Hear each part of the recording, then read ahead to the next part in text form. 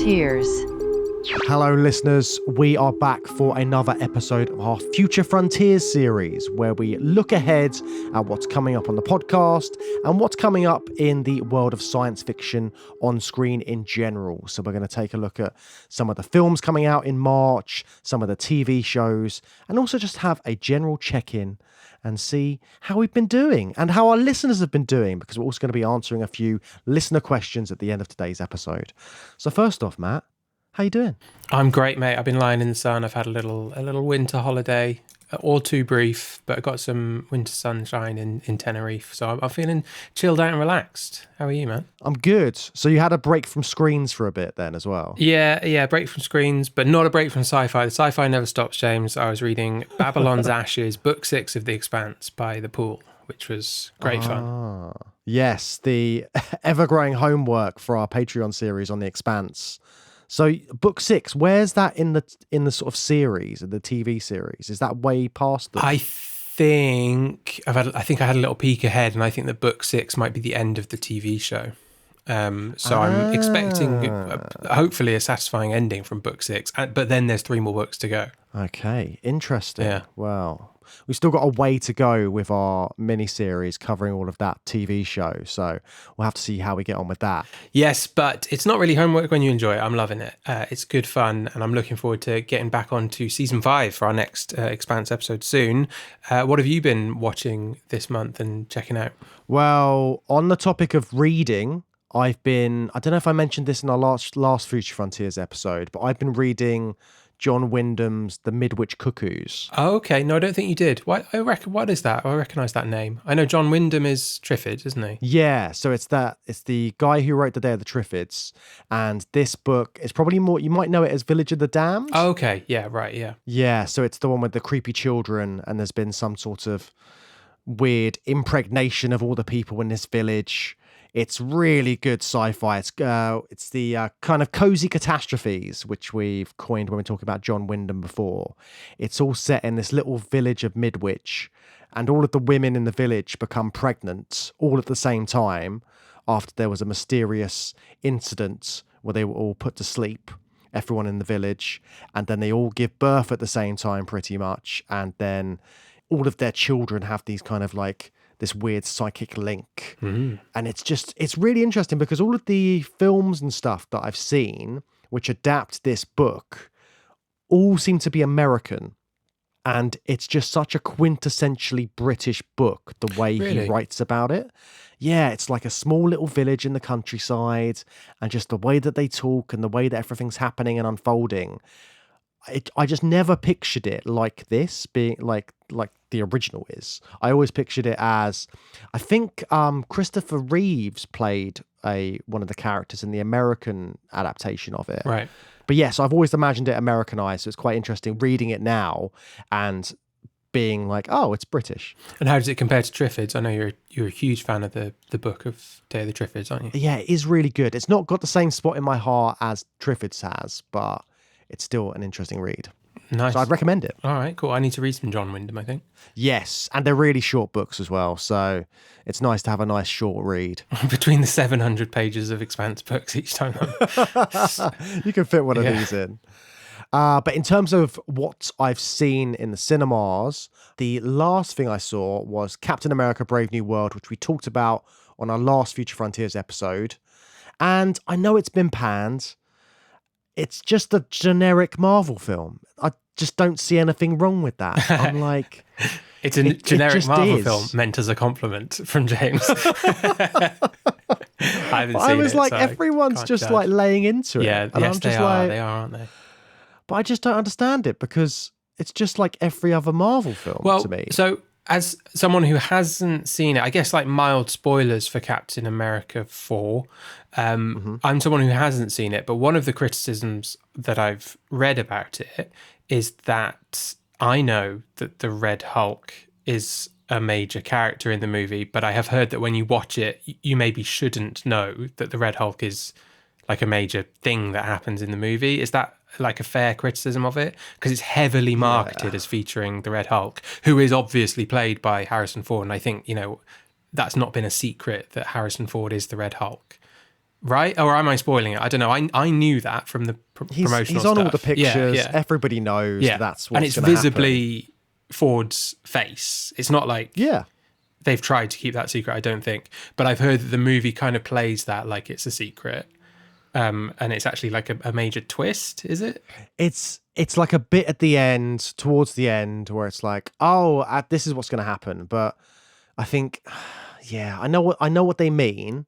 They could have played it down and just had it as a surprise, which would have been the sensible thing to do. But they want to get people in the cinemas. So they're like, let's advertise our big CGI monster in this to try and get people to come and pay their cinema tickets. Yeah. But the whole thing it's more of a mystery. So again, the mystery's given away with the fact you've got the Red Hulk, but there's other stuff that goes on in it.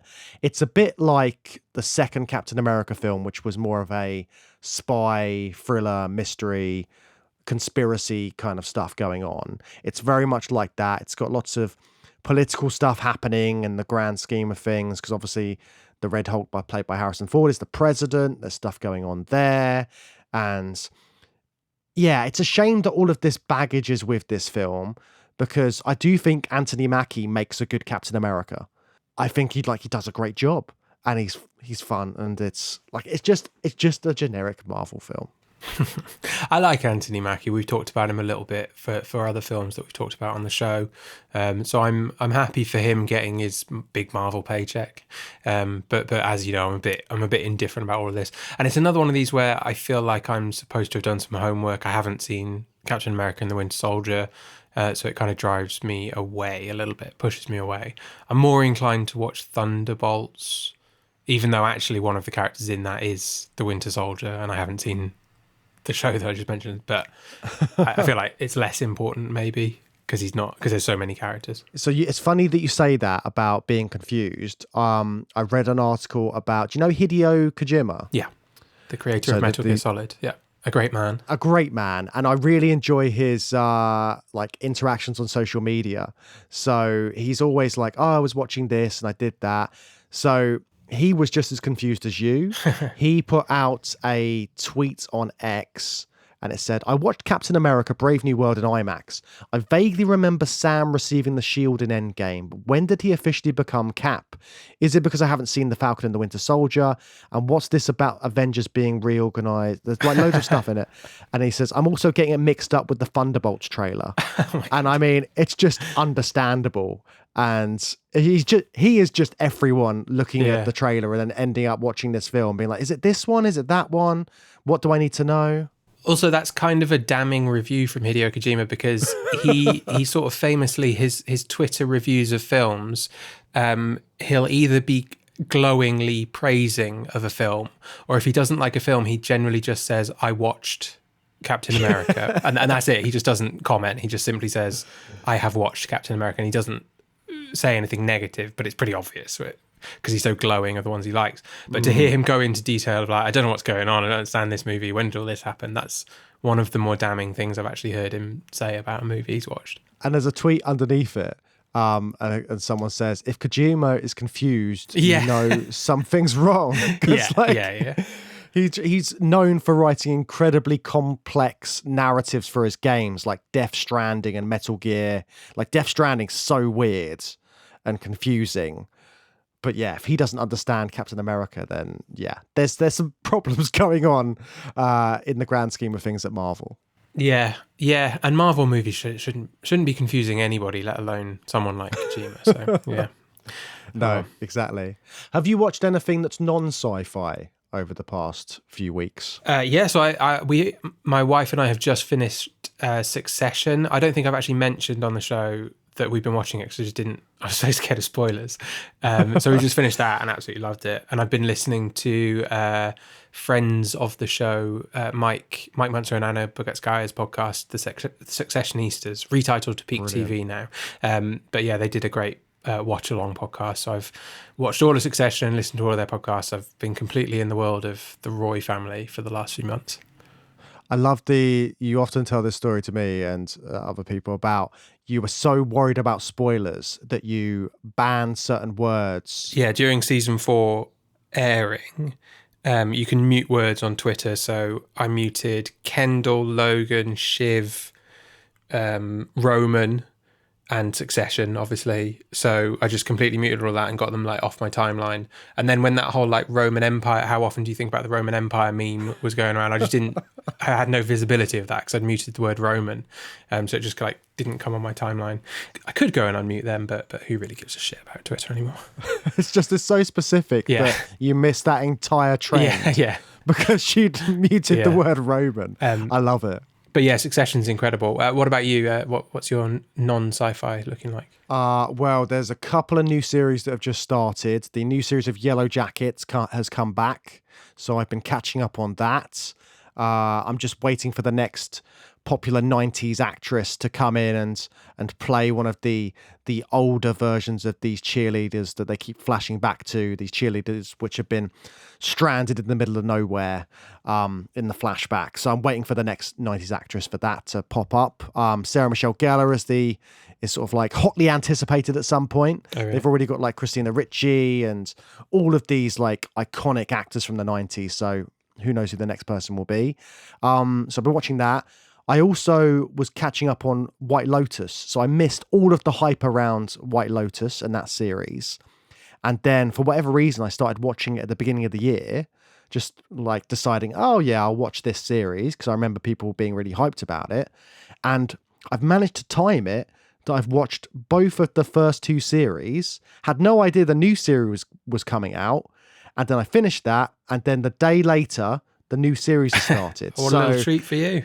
But there's been like years in between series two, apparently. Oh, right. So it's been like 3 or 4 years or something ridiculous. And just like serendipity, just that I would be watching it just as the new series comes out. But yeah, that's very good. It's very funny. It's very like cringe inducing. And you feel like something bad is going to happen the whole time. But it's really like fun and engaging non-sci-fi TV series. Lovely stuff. Should we get back to sci-fi though? Should we see what's coming out soon in cinemas? We probably should. So, what are the big new film releases in March? I mean, we're a couple of weeks into March now. We're almost at the end of March, but let's recap what's been out. So definitely the big one on on everybody's sci-fi calendar is Mickey 17, which is just out at the time of recording. So when we put this episode out, people will have seen it. We'll have seen it, and we'll be covering it on Patreon soon. And I'm really excited for it. Oh, same day. Yeah, check out Patreon if you want to hear us talk about Mickey 17. But at the time of recording, we haven't seen it, and I'm really excited to see it. Yeah, so it's based on the novel by Ashton Edward, and Bong Joon-ho is directing it. Famous for directing Parasite, which won all the awards when it came out, and a plethora of other amazing films.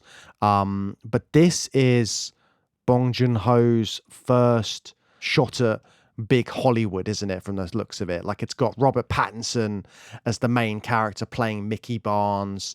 You've got loads of other kind of A-list actors in the casting for this. And it's been really hyped up.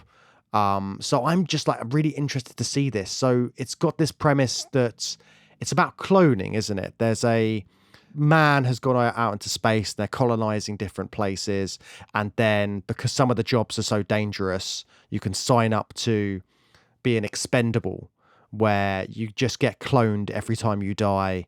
And that is just your life. Yeah. And Patterson playing one of those sets of Expendables, and I've actually tried to stay away from much about this because I really like Bong Joon-ho and it looks really good from what I have seen. So I've been avoiding trailers, so I actually don't know much more about it than what you've just described, and I'm aiming to keep it that way until I see it, really. But I'm really excited for this. Well, let's keep it that way until we've seen it, and then we've done a Patreon episode on it. You can tune in to the Patreon feed if you want to hear more detail on that. So what else has come out in March? March 14th, The Electric State popped onto Netflix. Have you heard much about this one? Yeah, I've heard that everybody hates it. I haven't watched this yet. I thought it looked okay from the trailer. I thought the trailer looked all right. I mean, it's got funny looking robots. They're all it's got this 90s aesthetic to it. It's the Russo brothers.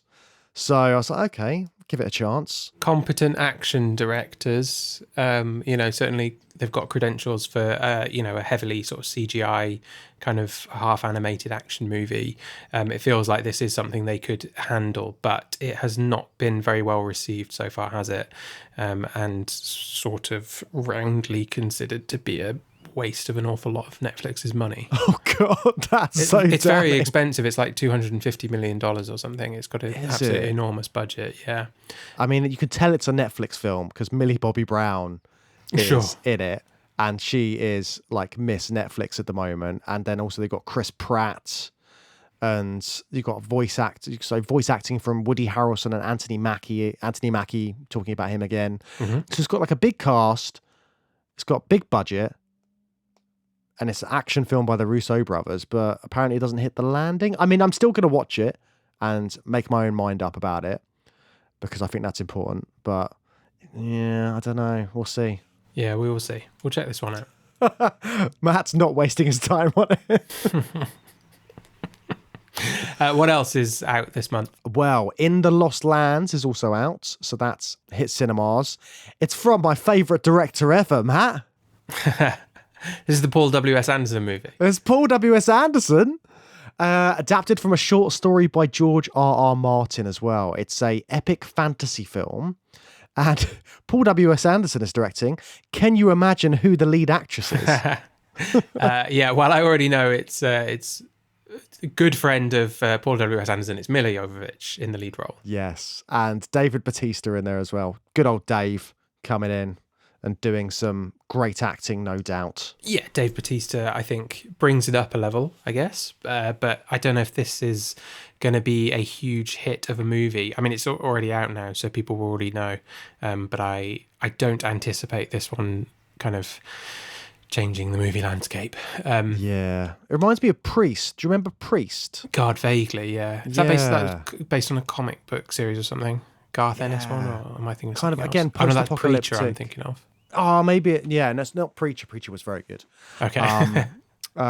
Yeah, I think it was called Priest, but again, post-apocalyptic, kind of Judge Dredd, Badlands looking. I don't know about this one. Paul W.S. Anderson isn't my fave director, as I've made it very clear.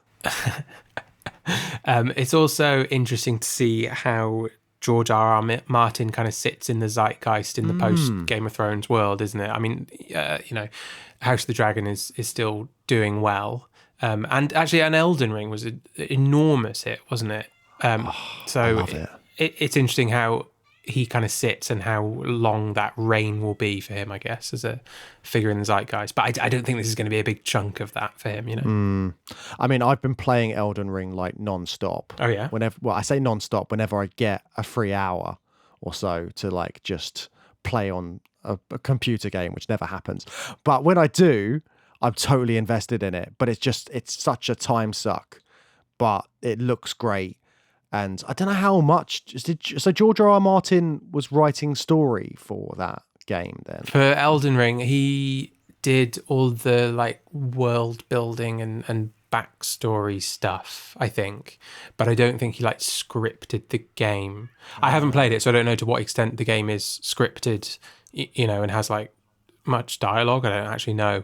But all the lore and backstory stuff, I think, is created by George R.R. Martin. Which is incredibly dense and very hard to understand any of what's going on. But it's a big open world, Westeros looking, like mythical game where you can just go everywhere. Yeah, very interesting that that's his new line of business, just world building and doing that kind of stuff, and then occasionally turning his short stories into films. It's what he's good at, to be fair. The world building is, he is very, very good at that stuff. So I can understand it. And if you can make a bit of money doing it for a video game that then turns out to be a big hit, good for you.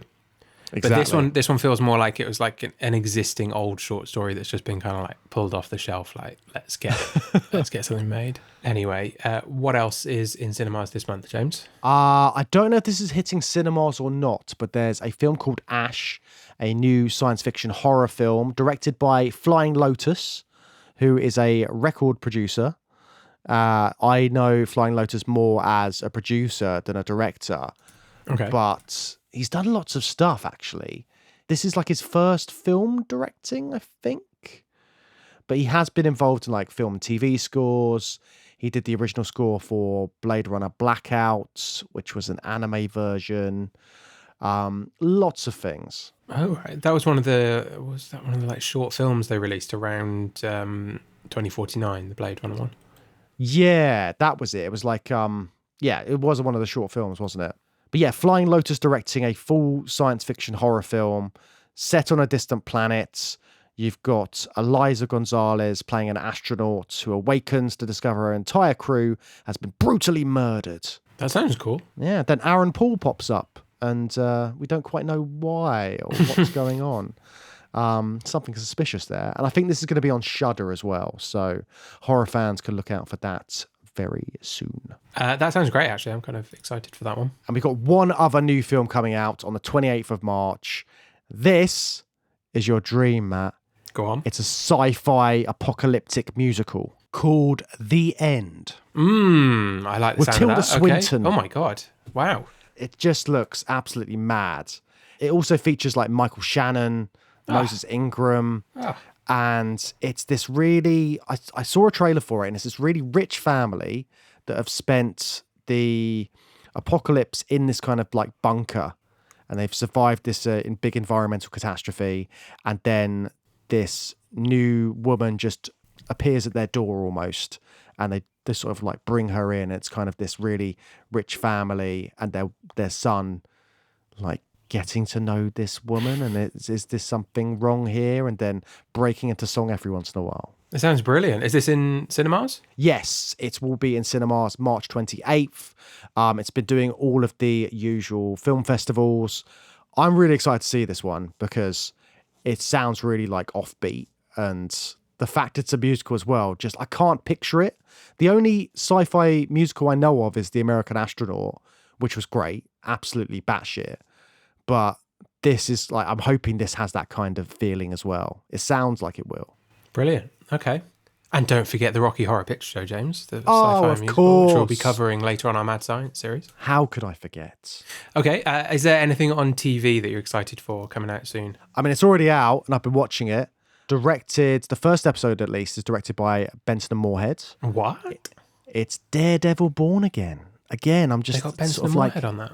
yeah, I'm just weaving in the Marvel stuff again into the podcast. What was the Marvel thing that they worked on? Did they work on Moon Knight? Yeah, I think they worked on Moon Knight, and they definitely worked on Loki. I think Right. they might have That was written. it. Okay, yeah. They're really in there now, and they're doing like script writing for them and directing. I heard them talk in depth about there's a scene in the first episode of the new Daredevil, and there's this like fight going along in a staircase, and the way that they're talking about, well, I can't remember which one of them it is, whether it's Justin Benson or Aaron Moorhead, but they're talking about the way the camera moves, and it sounds like how they had the camera in The Endless, because the way he's talking about it is it's this other entity viewing this fight. Right, okay. And I was just like, I know you guys love to do this kind of Yeah. stuff, but it's just them explaining it, and it's in a little clip for a Disney Plus series. It just seems so weird that that's the kind of stuff they're doing, and they're still doing what they've always been doing, but now it's just bigger budget.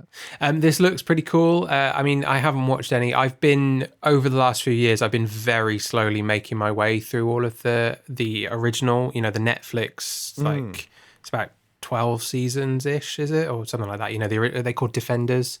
Yeah. The kind of collective term. So I will get to Born Again one day, but it's going to be a long time from now. But I know you're a big fan of Daredevil in particular, but that kind of whole, like, that Netflix set of MCU stuff. How do you think that the new stuff is comparing to the old stuff? Well, having watched a few episodes, I'm really into it, naturally. But it's got that kind of edge to it. And just because it's well crafted, you've got all of the original cast returning pretty much. It's gritty, and all of the characters are deeply flawed. And it gives me that kind of like dark superhero thing that I kind of want more of, because it is different. But then you were talking to me recently about Thunderbolts and the way they've marketed that trailer. Yeah.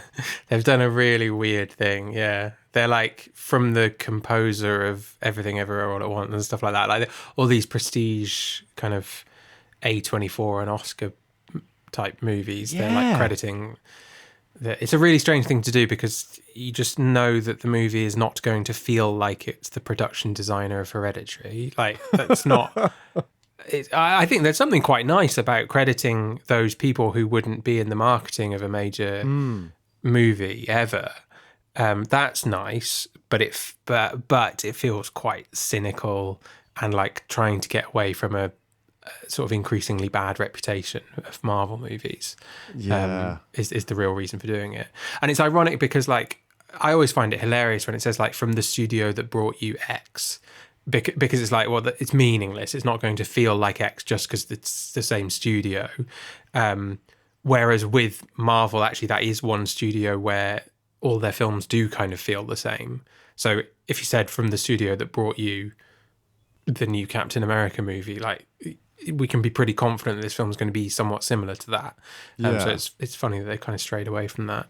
But what's the connection to Daredevil with that kind of marketing? Well, I think it's just sort of Marvel being a bit more like these are our adult gritty films and TV series. Like Daredevil doesn't feel like a kid's like show in the same way that some of the other Marvel films seem to appeal to a younger audience. Sure. Well, is it very violent? Because I mean, I've only seen season 1 and 2 of Daredevil, but it's really violent show. Yeah, there's like full up like in the first episode. He's Daredevil, played by Charlie Cox, is just getting knives thrown at him when they're going into his chest. And he's beating the shit out of this guy, like just absolutely turning this place over. And yeah, it's very graphic. And I think they didn't want to shy away from that kind of aspect of it. And I think Thunderbolts is supposed to be like that. But yeah, the marketing's so funny. Like you say, like having Midsummer and the Green Knight referenced in this trailer for a Marvel film, which doesn't seem to have anything to do with those kind of like who's that for? Like who's that attracting to it? Because like I think you're either in or out on the MCU, and I don't think the A24 fans are going to like watch the trailer and be like, well, maybe I'll give it a go. You know, like why would they? Like, yeah, I just don't get it. I think it's just a strange choice. It feels like they are struggling a little bit, and it's kind of it's twisting and contorting and trying to like find a way to market their products differently. Yeah, they need to switch something up anyway. Like even loads of stuff's happened recently with them. Like they've leaked a bunch of pictures of like the Secret Wars Avengers film, and everyone's like speculating about what's going to happen in there. I think it's all deliberate marketing to try and build up the hype again. Like here's some pictures which will get you excited. But I'm happy to see Charlie Cox back. I think Charlie Cox is great in the seasons of Daredevil that I have seen. I think he's a good character. Vincent D'Onofrio is incredible. Yeah, he's one of the best performances I've seen in a Marvel product. He's absolutely terrifying. Just steals every scene, doesn't he? So that's great to have them back. Yeah, so that's out at the moment. Episodes are being released regularly for that series, and there's going to be 9 episodes in total. What else? So the only other big TV series, not really sci-fi, so The Wheel of Time is back on Amazon Prime Video, and that series based on the fantasy novels by Robert Jordan. So they've got a new series of that. Obviously insanely popular, that book series. Massive, chunky George R.R. Martin sized books with lots of lore and world building brought into it. The TV series, I've seen a couple of the series already, and they've kind of deviated from a lot of the stuff that happens in the books. But it's interesting to see that it's still being continued with Prime Video, and they've got another season. They've got season 3, so that is out now. I don't know anything about this, to be honest. This has completely passed me by deliberately because I've sort of always intended to read the books. But again, like if I'm 6 books deep on The Expanse, I'm not going to read there's like probably like 10,000 pages worth of I've seen this book in your house, and I asked you, I was like, "Are you going to read this?" Because you've got like loads of them. One day, mate. All the books in this house. One day. But you need a few more holidays, don't you? So you can. Yeah.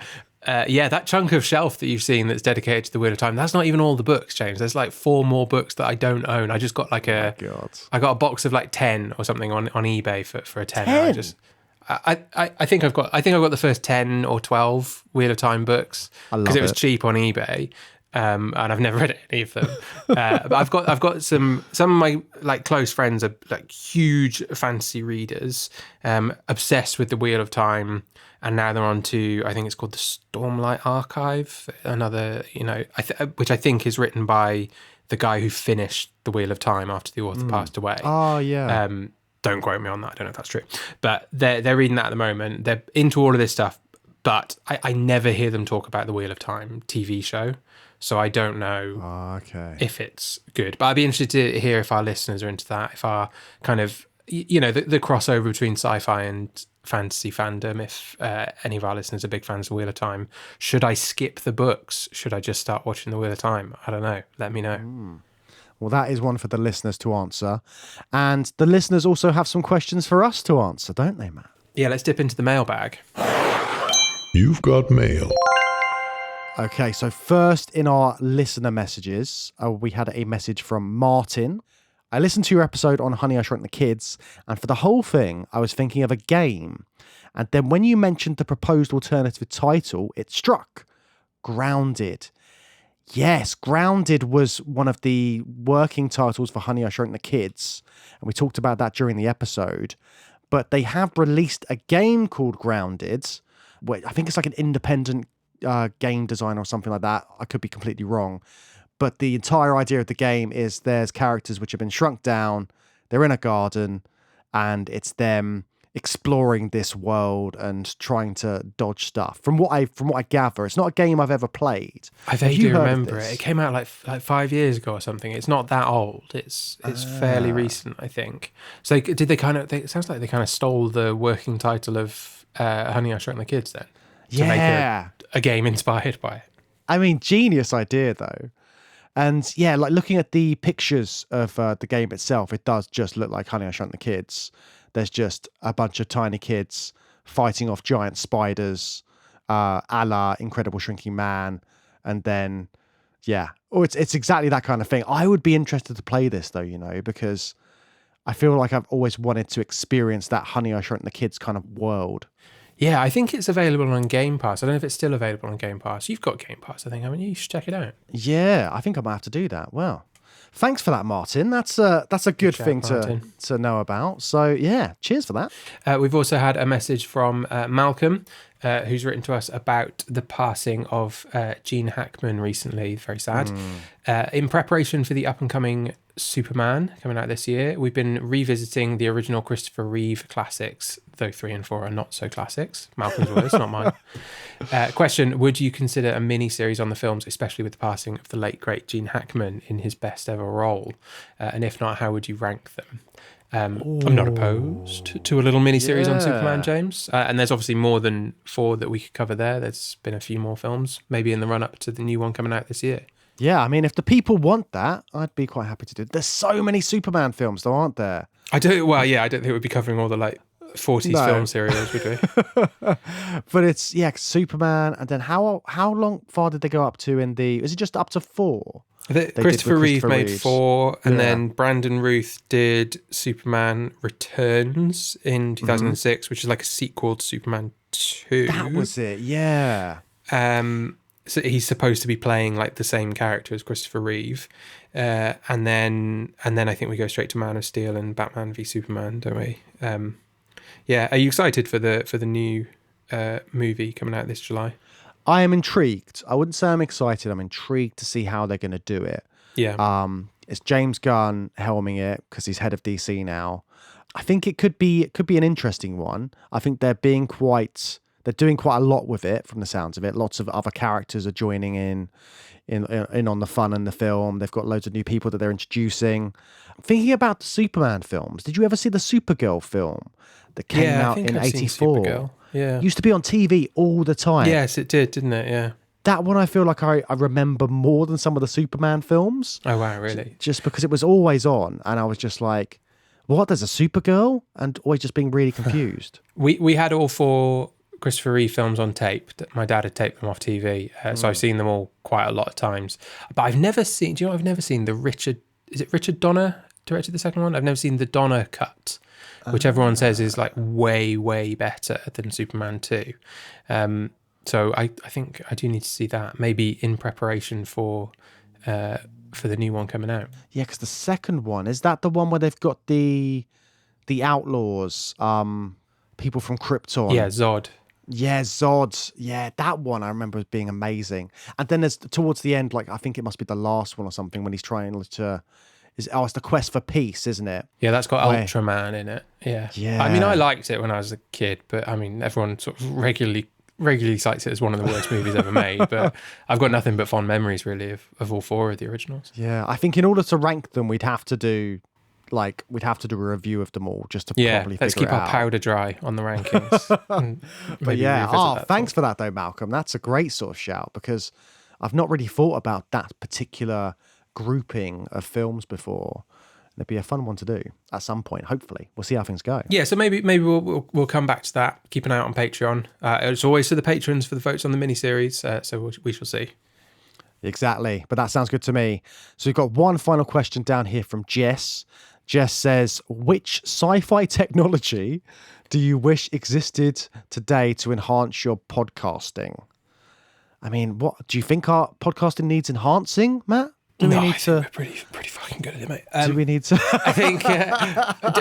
Do we need? I mean, it sort of exists, and then it died a death. You know, the metaverse and all of that. Like, if we could have a better kind of, being co-located, because we record remotely these days, and we used to record in person. So, I almost want there to be like a good version of the metaverse where it feels like we are in the same place. But the metaverse kind of died on its arse, didn't it? Yeah, but I'd love that as well. Would you have like an avatar then? You'd have like I don't want an avatar. I want it to look like I want it to look like you and me. Like we're in the same room, and feel like we're in the same room as well, and not look like that kind of like the Nintendo Me people that were in the metaverse or the, stuff like that. Yeah, I was talking to my a couple of friends about this, and just the sort of like the avatar thing, and just when you play a video game, do you create yourself or do you create a specific character every time that you kind of know? Like, I've got a friend who always plays as a woman because he's got this idea of this like female character in his head, and he always recreates her. And I've got another friend who makes this like really strong kind of barbarian character every time, and it feels like. But I kind of just sometimes just recreate myself and just put myself in the game. So I don't know if that's really egotistical, but I'm just wondering if you ever really thought about it. I don't have like a regular thing. I always try and make like the sexiest lady I can make with the presets, as quickly as possible. I always do that. I want to play the game just quickly. Like, or just like faff around with the like sliders and stuff. But generally, I just try and make like a sexy lady, because that's what I want to play as. But it's not like the same one every time. That's really interesting that your friend has this one woman that he's chasing around every video game that he plays. That's it's just like, I think I've got a few friends which create this same character, call it the same name every time, and just recreate it on each video game. I mean, I'm always like a barbarian or like warrior or knight, whatever the term they use, just because I'm really unimaginative on RPGs with like designing the specs. I'm literally just like, which one carries the heaviest sword or which one uses big guns or whatever. And then I'll play like half of the game and I'll be like, I've chosen the most boring class. I really regret this, but I do it every single time. I will always restart like 5 times until I find the one. And then just be like, I can change it halfway through the game anyway. Just got to pay 100 coins. Non-podcasting sci-fi technology, is there something that you would like them to make in the world which would help you out day to day? Not really. I think there's too much bloody technology. My favorite thing you said recently was in our review on Companion, available now on Patreon, you were talking about there's a corkscrew that's used in Companion. Oh yeah, man, the corkscrew, which I thought was fictional. Yeah, this electric corkscrew that they feature a lot in the film, which kind of, you put it on top of the bottle and it just takes the cork out automatically. And I just found it so funny that you were like, I think it's like a sci-fi bit of tech that they've put in the film. But do you know what? Like, and you said it's real and you've encountered them in the world. It's a good example of like technology that doesn't excite me. Like it I don't know. I've never been unhappy with my corkscrews that are just a metal screw that goes into a cork and then you pull it out. I do appreciate that a device like that has some accessibility helpfulness, but I don't need that. So I don't know, there's a lot of stuff like that in the world where it doesn't excite me in a sci-fi way. And even, I don't know, I don't think it needs to exist, really. It doesn't need to be a product to exist. I think corkscrews are fine. You know what I mean? Yeah, like let's get the teleporters that do something that work, man, unlike... let's get a goddamn teleporter going. Yeah, let's just not do the fly stuff. Like, Yeah. will you end up transforming into a fly because you got a fly in your teleporter accidentally? Let's not do any of that. Yeah, let's get these technologies heavily regulated and working properly and safe. Yeah, come on, sane scientists. Sort something out for us. So speaking of sane science and its mirror image mad science, which is what we're doing on the main feed at the moment, what's coming out this month, James? Or what have we already released even in March so far? Well, at the top of this month, we released our Brave New Movie Review special on the film Companion, which hit cinemas not that long ago. It's probably hitting streamers very soon, so you'll be able to watch that at home in the comfort of your front room, on your sofa. But yeah, we've covered that at the start of the month. We did a really good episode on that. You can hear all of Matt's shock at sci-fi, non-sci-fi corkscrews in that episode, available now. Yes, and on the main feed, we just released Eyes Without a Face and The Skin I Live In, featuring our good friend Mike Munzer talking about those two horror movies with artificial skin at their centre. Yes, that was a really fun episode to do with Mike. And speaking of Mikes and Micks and other people's names beginning with M, Mickey17 has hit cinemas, and we've got our review on it on Patreon out now. So you can listen to this one and you can go over to Patreon and listen to a full episode on it. What more do you want? Yeah, you're in luck if you want to hear Mickey 17 content. And then coming up next week on the main feed, we're back to Mad Science, and we are talking about The Absent-Minded Professor and The Nutty Professor, the 1961 and 1963 versions of those movies that got remade in the 90s. So we got some swinging 60s Mad Science comedy movies. Yes, and just as a little sneak peek as well, at the beginning of April, we're going to have an episode on Doctor Strangelove and Young Frankenstein coming your way. So lots of exciting things to keep an eye out for on the podcast feeds. So that's what's coming out. That's all for today's Future Frontiers episode. Do subscribe to the podcast if you're not already subscribed and want to hear more from us. And if you want to find us on the internet, we're all over the place. You can find our website at journeythroughsci-fi.com, or you can find us at @throughsci-fi or @throughsci-fi-pod on most of the social media sites. If you want a free and easy way to support us, please do leave us a review on your podcasting app with a comment, and obviously 5 stars, of course. It's quick, it's easy, it's free, and it really helps new listeners find the show. And if you haven't already guessed, we've got a Patreon as well. We go on it about it enough, don't we? Like, fucking hell, guys. Can you just calm down on the Patreon stuff? But yeah, if you fancy that, it's over there. We've got bonus episodes. It's a lot of fun. Come and join us. It's patreon.com/journey through sci-fi for all of those bonus episodes. Yes. Well, I think that wraps up our Future Frontiers episode for today. We'll be back with more podcasts, episodes for you before you know it. Bye-bye.